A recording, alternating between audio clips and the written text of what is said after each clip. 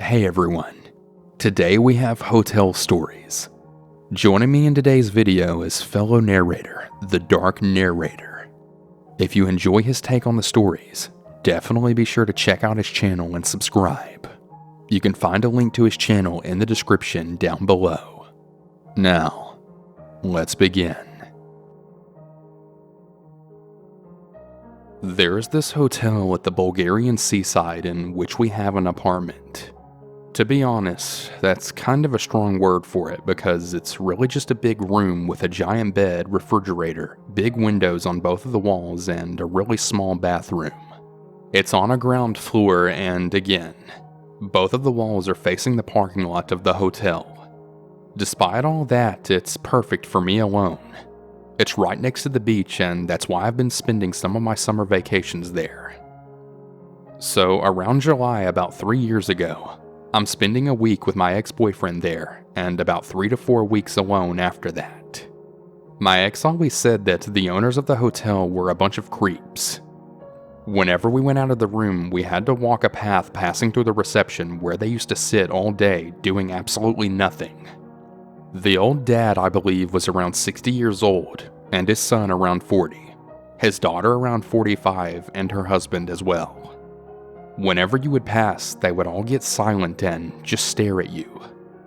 Every freaking time. I was used to it already, but the boyfriend was irritated, especially when he caught the son staring at my butt smiling. After that, he used to just stare him down very deadly, right in the eye whenever he got a chance. So my ex goes back to the city, and now it's the 3rd week that I've been alone, and the night is really hot, so I decided to open up both of my windows wide open and put the curtains above them. I did this to defend myself from being peeked at. After all, I'm at ground level, and my bed is right below both of the windows. I wake up in the middle of the night, and I just feel like someone's watching me. This continues to happen the next few nights. I'm very easily scared and paranoid, but I was alone there, so I've been telling myself to chill and that it's just my crazy mind trying to scare itself. Some nights went by without problem. Meanwhile, the crummy sun tried to talk with me 2 to 3 times when I'm off at the beach. So, it's around 1 a.m. and I'm falling asleep, and I hear footsteps outside the path. It's not really strange. There's some people next to me staying at the same kind of apartment. Maybe someone's coming home or going out partying.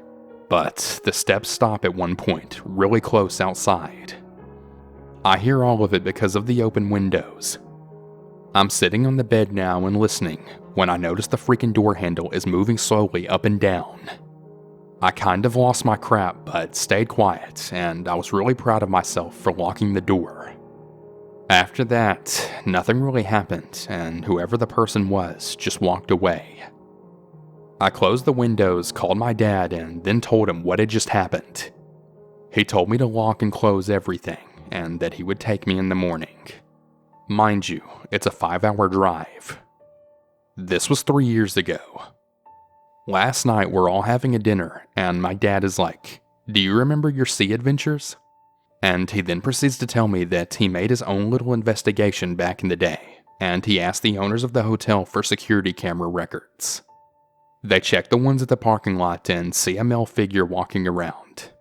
The part with the door handle wasn't in the camera's range though. My dad then remembers of my strange midnight waking up routine and tells them to check the older records, in which they all see a man getting at my window and peeking through the curtains, standing like that for about 15 to 20 minutes. The woman finally recognized the man as her brother, and then told my dad that he has mental disabilities and begged him not to press any charges and they'll take better care of him and look after him. So the good guy that my dad was decided not to press any charges. But even to this day, it still gives me the creeps.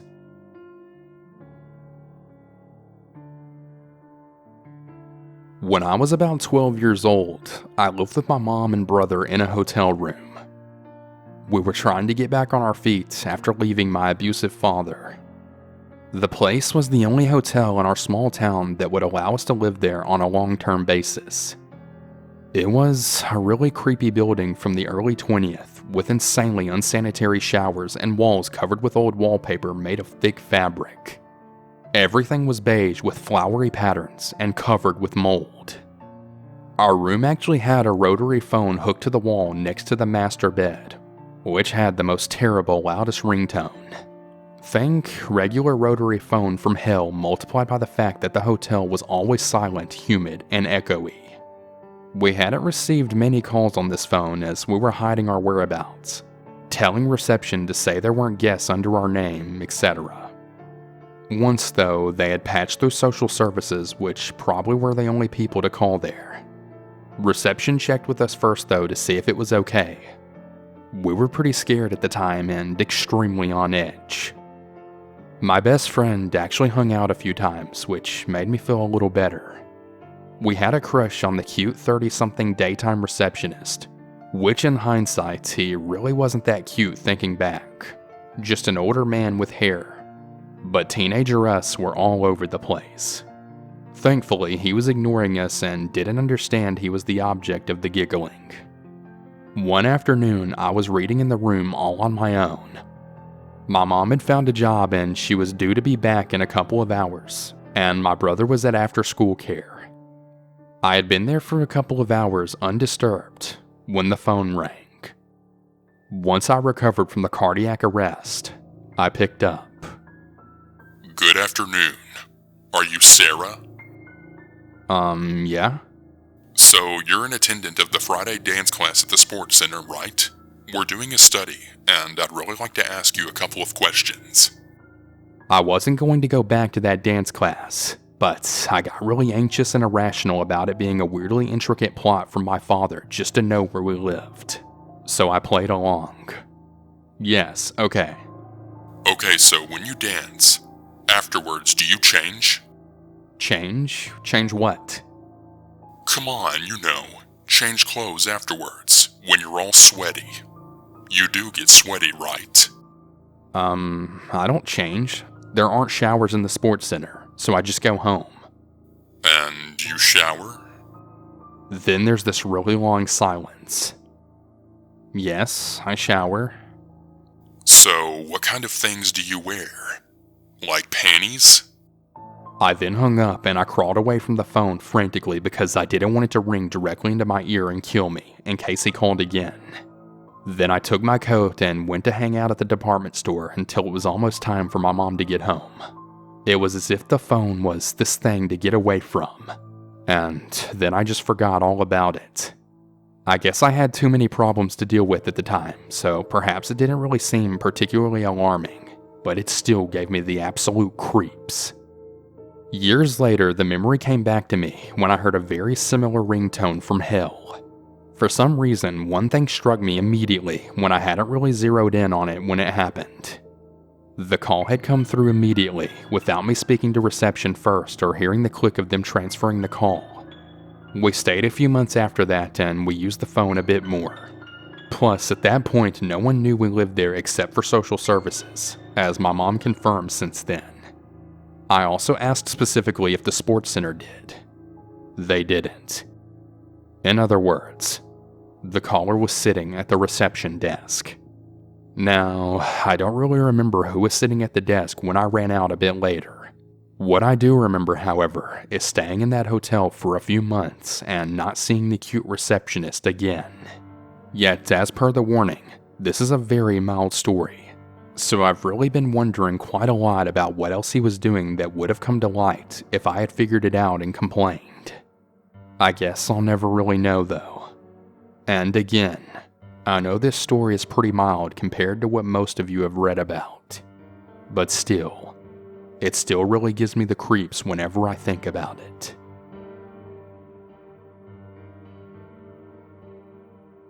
This happened early this week, and it still freaks me out. I work at a hotel in my hometown and was driving my husband's truck into work, as he was taking mine to the shop to get serviced. He has a very large truck, and I only drive it when I absolutely have to. When I pull into the side parking lot, I notice the entire lot is covered in snow, and no one can see the lines for the spots. So I begin looking like a moron and try to park in what I hope is a spot, backing up and moving forward several times. When I finally park, I get out of the truck and grab my backpack when I hear someone yelling from the sidewalk from behind the parking lot. "Hey, you need to learn how to freaking park!" I'm embarrassed, but just close the truck, lock it, and begin walking to the front of the building. Now, the hotel has a side entrance for employees, but it takes a code, and I have a shitty memory, so I just walk to the front and go through the main entrance. I hear the guy yelling again. "Do you hear me, idiot?" I walk faster and take a peek behind me. The guy is following me. I keep walking but call back. "Please, leave me alone, I need to get to work." Before I can reach the corner of the building and make my way to the entrance, the guy grabs my arm and spins me around. I'll never forget what this guy looked like for as long as I live. He wore dark clothes with a torn up winter coat. His eyes were bloodshot, and he smelled like a combination of cigarettes and whiskey. I guess he must have been drunk, but he didn't slur at all when speaking. "You're coming with me." The guy began dragging me back to the truck, and I tried to pull my arm away from him. "Let go of me! Give me the keys, we're taking a drive." I began to yell for help, and his grip on my arm got tighter. I'm a 26-year-old woman, not skinny, but a lot smaller than this guy. He was dragging me easily, and the snow on the ground just made my feet slide along the ground. "Someone help, please!" No one was near us, and I keep fighting to get away from this guy. I prayed that there would be guests that could possibly hear me, but it was our slow season, so most likely there was no one in the rooms on that side of the building. The guy turns back to glare at me. "Shut the hell up and give me the keys!"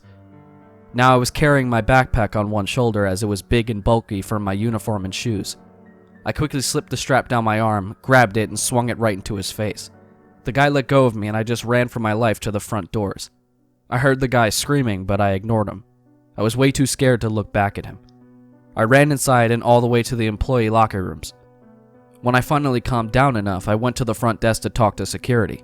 Sadly, there were no cameras on that side of the building, so nothing was recorded. They called the cops, and I made a report. The cops informed the general manager of the hotel that they needed to seriously consider security cameras on that side of the building, as drunks and druggies were known to be in this area. They got the description of the guy and said they would keep an eye out for him. The manager apologized like crazy about the incident, but I told him it wasn't his fault. He is a really good guy. I did ask the security guard to follow me out so I could check on the truck. Thankfully, it was fine. The security guard promised to make more rounds outside, especially that early in the morning. If there's an update, I'll post it here. Creepy kidnapper. Let's not meet again. This primarily happened to my mom, but this has badly affected me as well. She wanted me to post this just to give people a heads up that you can encounter creeps literally anywhere, so always watch your back. This happened last month, and we still don't actually know what happened with Jeremy in the end. I'm a 19-year-old female who is studying in a university in England, entering my second year last month. We decided to stay in my university town the day before that I was due to move in my student home, so I could get there early and move my stuff in and give me the rest of the day to relax before we started Freshers Week. The night before moving day, me and my mother stayed in a hotel located in my university town. We were greeted by a very friendly man called Jeremy. Jeremy was very attentive and showed us to our room, and stayed around 10 minutes telling us the history of the hotel. And he repeatedly asked us if we needed help unpacking and stuff, which we kindly rejected.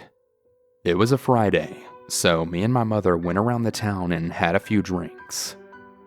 Before going out, Jeremy explained that he never works on the weekends, so he told us to have a good night and he wished me luck with the rest of my university journey. He gave me a hug and gave my mother a hug and a slight kiss while moving his hand towards her bum, which she found weird and brushed it off as nothing. My mom is 37 years old but looks young for her age, and Jeremy is easily in his 40s, so we just kind of thought Jeremy may have fancied his chances with her. Moving on. Me and my mom have a great night around the town and watch a couple of live bands, and we have a few glasses of wine. So we're a little on the tipsy side. We get back to the hotel and the bar is still open, so we decide to have a nightcap.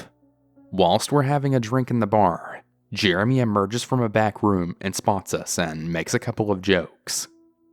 Jeremy then proceeds to watch a video on his phone on full volume of a woman screaming at the top of her lungs as if she was being murdered.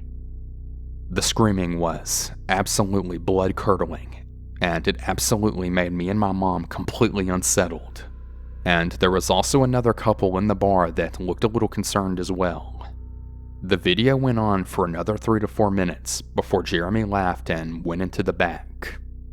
When we make our way to the bed, my mom had taken her shoes off after they had become painful, which was from dancing in the bars from earlier. Jeremy emerges from the back room and puts his arm around my mom and then says, "Oh, let me help you to your room, honey. You must be wasted after all of that drinking." Now, my mom isn't actually that drunk and insists that she's fine. But Jeremy just persists and basically follows us to our room and then proceeds to come in. But I bid him good night and I pretty much close the door right in his face before locking it. The next morning, we're up early and we make our way down for breakfast. The girl working takes our breakfast order only for Jeremy to bring them out, insisting the eggs cooked to perfection, although he claimed he never worked on weekends. Me and my mom are thoroughly weirded out by Jeremy at this stage, and we check out straight after breakfast. Jeremy sees us out, and then he says these exact words. "I'll be seeing you very soon, Christy." Christy was my mother's name. Anyway, at the time it didn't really strike us as unusual, and my mom just drives us to my new home and helps me unpack and stuff. She helps me to unpack and then leaves in the early afternoon as she had to work that evening in our local bar. The rest of the day goes by without much of anything really going on. But that night, I'm out drinking with my housemates and I get a call from my mom saying that Jeremy had just come into the bar where she works. This is no coincidence. When we were having our nightcap, Jeremy would have heard us talking about the bar where my mom works. And he also had our address, which needed to be provided at the hotel for whatever reason. He had also said to my mom when she was pouring his pint that she should go around to his friend's house after her shift, which was just around the corner. This call really scared the crap out of me. About a half an hour later, my mom called me and said that Jeremy had left the bar after she rejected his offer to go to his friend's house later. But Jeremy had said to her that he'd be back for her later. This was really concerning, and I told her to make sure that there was a customer with her, as she was locking up on her own that evening. After this call, I felt absolutely sick, and I didn't join my friends in going to the nightclubs. In the meantime, I decided to call my dad, who no longer speaks to my mom. They aren't on bad terms, they just choose to not keep in contact with each other after they split a few years ago. My dad is a club bouncer, but he wasn't on duty that night. But I decided to call him and absolutely begged him just to drive down there and make sure everything was okay with my mom. My dad could clearly tell by my shaky voice that I was panicked, scared, and absolutely helpless. 1 a.m. rolled around and I didn't really get a response from either my mom or my dad's phone. I was worried sick and I hoped that Jeremy hadn't been waiting around a corner and done something to my mom when she was locking up. At 1:30 a.m., my mom finally rings me in hysterics. As she had been locking up, Jeremy had pulled up in a car with 3 other men and then shouted at her to get into the car for a ride. My mom declined his advances, and he got out of the car and then approached her and told her that he won't tell her again. He said that she had been flirting with him and teasing him ever since she checked in last night. She told Jeremy that is complete bullcrap and that she wasn't into him. As Jeremy got closer to her, she could smell heavy liquor. As Jeremy went in to grab my mom, my dad pulls up behind the car and then beeps his horn. This causes Jeremy to go back into the car and climb back in, and then he tells my mom that he knows where she lives and he'll be waiting. The car screeches off and my dad gets out of his car and then tells my mom that I had told him to go check on her. Scared to go home, she asked my dad to drop her off at my grandmother's, as she really didn't want to be alone that night. After that night, we never saw Jeremy ever again. But my mom did make a report to the police about him and gave them a full account of what had happened, but she never heard back from them. I'm just so relieved that my dad turned to the pub when he did, as Jeremy could have easily been able to get my mom into that car, as she's only very small in stature, about 5'2" and 120 pounds. I just really hope that scumbag got what was coming to him and is behind bars now. My mom was pretty badly affected by this, and only now is she comfortable being alone in her house. So Jeremy, wherever the hell you are, please stay away from us, and definitely stay away from my mom.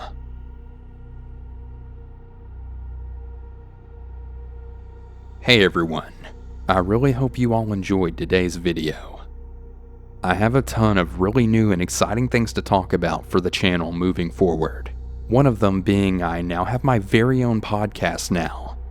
I decided that I just want to diversify with my content a bit, so I thought the idea of creating a podcast on the side would be really fun and something new as well. I've uploaded my first episode already, so be sure to go and listen. You can find the link in the description as well as in a pinned comment. The first episode is basically just a compilation of scary stories, but moving forward you can expect a ton of new things there. I also now have channel memberships, which is pretty cool. So it's basically just $1 per month if you'd like to join. And each month I'll post an extra video or two just for members, plus an exclusive live stream as well. Then at the end of the month, I'll shout out all of my members in a video. I'll also be having custom-made emojis and badges for all my members to use when I live stream. I also decided to bring back my Patreon, basically just because of all the crazy things currently happening with YouTube. I just really feel like it's a good idea for me to diversify a bit, as much as possible. I'm pretty much offering the same exact rewards on both Patreon and YouTube memberships. It's just up to you guys on which you'd want to join. Also, please don't feel obligated to pledge to Patreon or become a member. This is just some options that I created if fans want to give some extra support for the channel. So don't feel like you have to do anything. I appreciate you no matter what. All that being said, don't worry about me or the channel. I'm still definitely going to be making a ton of content here as well. I just want to diversify as much as possible. Thank you all so much for the love and support lately, especially from the live streams. It really means more than you know, and I really appreciate it so much. And before I bring this video to a final close, if you have a personal scary story, please submit it to my website at southerncannibal.com. Have a good one, everyone. And remember to always stay hungry.